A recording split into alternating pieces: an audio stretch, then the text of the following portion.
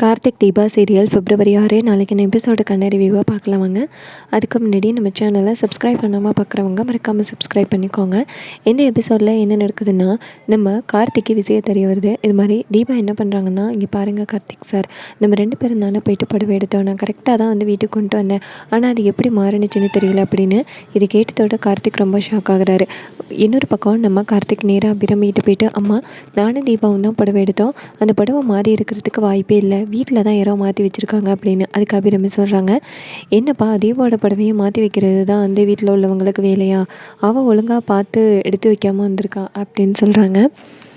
அப்போ நம்ம தீபா சொல்கிறாங்க, சார் நான் மறுபடியும் சொல்கிறேன், நான் கரெக்டாக தான் வந்துட்டு புடவை எடுத்து வச்சேன் அப்படின்னு. இன்னொரு பக்கம் நம்ம கார்த்தி என்ன பண்ணுறாருன்னா, கரெக்டாக உண்மையை கண்டுபிடிச்சி அந்த புடவை எடுத்து கொண்டாந்து வீசுகிறாரு. இதை பார்த்துட்டு நம்ம அபிராமி கேட்குறாங்க, இது என்னப்பா புடவை அப்படின்னு. அதுக்கு கார்த்தி சொல்கிறாரு, இதாம்மா தீபா வாங்கின புடவை, இந்த புடவை யார் மாற்றினதுன்னு எனக்கு தெரிஞ்சு போச்சு, மாற்றினது ஐஸ்வர்யா அப்படின்னு.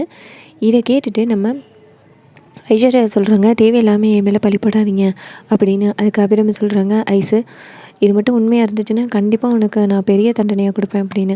அதுக்கு ஐஸ்வர்யா சொல்கிறாங்க, அத்தை நான் வீட்டில் தானே இருந்தேன், நான் எந்த புடவையும் நான் மாற்றவே இல்லை, மாற்றுறதுனால உங்களுக்கு தானே அசிங்கம், நான் எப்படி மாற்றுவேன் அப்படிங்கிறாங்க. அதுக்கு கார்த்தி சொல்கிறாரு, அதுக்கான ஆதாரம் என்கிட்ட இருக்குது அப்படின்னு சொல்லிட்டு நேராக கடைக்கு கால் பண்ணி விஷயத்தை கேட்குறாங்க. அப்போ கடையில் உள்ளவங்க சொல்கிறாங்க, இது மாதிரி ஐஸ்வர்யா மேடம் தான் வந்து புடவையை மாற்றி வைக்க சொன்னாங்க அப்படின்லாம் சொல்லிடுறாங்க.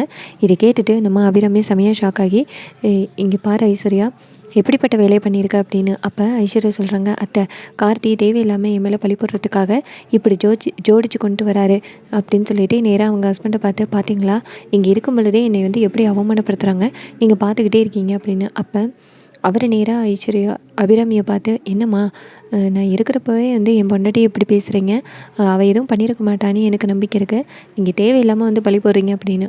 அப்போ அபிராமி நேராக கார்த்தியை பார்த்து, கார்த்தி எனக்கும் சந்தேகமாக இருக்குது, கண்டிப்பாக வந்துட்டு தீபா அப்படி பண்ணியிருக்கிறதுக்கு வாய்ப்பு ஐஸ்வர்யா அப்படி பண்ணியிருக்கிறதுக்கு வாய்ப்பில்லை அப்படின்னு.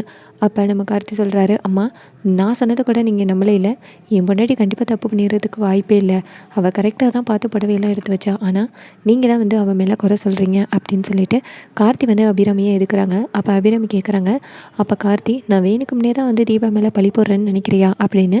வீட்டில் ஒரு மிகப்பெரிய பிரச்சனையாகுது. இது எல்லாத்தையும் பார்த்துட்டு ஐஸ்வர்யா ரொம்ப சந்தோஷப்படுறாங்க.